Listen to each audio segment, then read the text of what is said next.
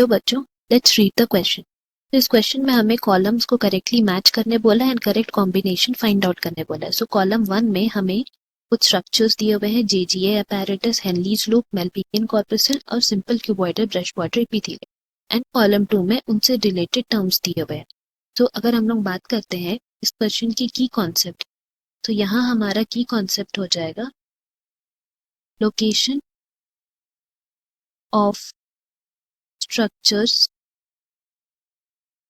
in the nephron. तो जैसे कि हम लोग जानते हैं कि नेफ्रॉन को हम लोग फंक्शनल यूनिट ऑफ किडनी बोलते हैं एंड ये मिलियंस के अमाउंट में प्रेजेंट रहते हैं किडनी में। तो नाउ सबसे पहले नेफ्रॉन के जानने से पहले हम लोग ये जानते हैं कि किडनी जो है उसको हम लोग 2 लेयर्स में डिवाइड किए। तो हम लोग यहाँ लिख सकते हैं उनके 2 लेयर्स हैं विच आर, पहला लेयर को हम लोग जो आउटर लेयर है उसको कॉर्टेक्स बोलते हैं, जिसको हम लोग लिख देंगे outer cortex. And inner layer जो है उसको हम लोग बोलते हैं मेड्यूला।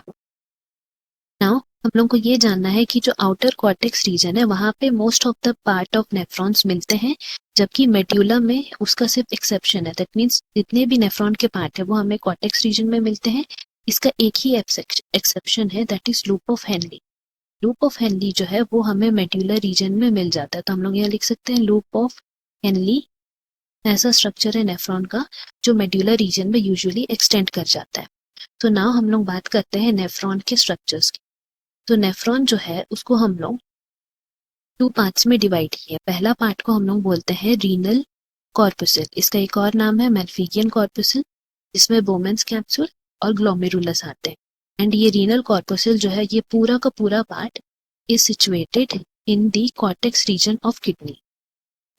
नाउ नेक्स्ट जो उसका पार्ट है उसको हम लोग बोलते हैं रीनल टिब्यूल। एंड ये रीनल टिब्यूल जो है उसमें जो स्ट्रक्चर्स आते हैं दे आर ईसीटी, फिर आते हैं DCT and the third one is loop of Henley. ये सारे ट्यूब लाइक स्ट्रक्चर्स हैं जिनमें एक्सेप्शन लूप ऑफ हेनली का हम लोग बोले थे। बाकी अगर हम लोग पीसीटी और डीसीटी के बारे में बात करें तो ये दोनों जो है वो हमें कॉर्टेक्स में मिल जाते हैं, बट लूप ऑफ हेनली जो है वो एक्सटेंड करते हैं मेड्यूला में, जैसे अभी हम लोग बोल रहे थे।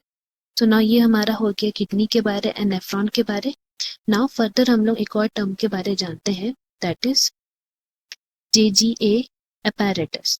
तो जेजीए apparatus को हम लोग बोल सकते हैं कि it is the cellular modification in DCT and afferent arteriole. मतलब ये दोनों जहाँ पे कांटेक्ट होते हैं वहाँ के जो सेल्स है वो सेल्यूलरी मॉडिफाई हो जाते हैं, जिसको जेजीए apparatus बोलते हैं। एंड ये structure is very close to glomerulus, जहाँ पे ग्लोमेरुलस है उसके बहुत क्लोज में ही ये स्ट्रक्चर बनता है। And this is mainly responsible with the function of GFR, that is glomerular filtration rate से इसका रिलेशन है। नाउ हम लोग नेक्स्ट जो टर्म है बात करेंगे वो है it is related to PCT. PCT basically अगर हम लोग बात करें कौन से सेल्स के बने हुए हैं, देन हम लोग बोल सकते हैं ये सिंपल क्यूबॉइडल एपिथेलियम सेल्स के बने हुए हैं। एंड इनमें they are having present microvilli. तो ये माइक्रोविली क्या करता है कि उसको ब्रश बॉर्डर अपीयरेंस देता है एंड इसी वजह से there is increase in the surface area of PCT. PCT का सरफेस एरिया इनके वजह से इंक्रीज हो जाता है। एंड अगर सरफेस एरिया इंक्रीज हो रहा है तो there is increase in the absorption. And इसी वजह से हम लोग जानते हैं कि पीसीटी में 70 to 80% ऑफ इलेक्ट्रोलाइट्स का रीएब्जॉर्प्शन इसी एरिया में होता है। तो नाउ इन सारे एक्सप्लेनेशन के बाद अगर हम लोग ऑप्शंस को मैच करें तो जेजीए apparatus के लिए करेक्ट मैच हो जाएगा सिचुएटेड नियर ग्लोमेरुलस।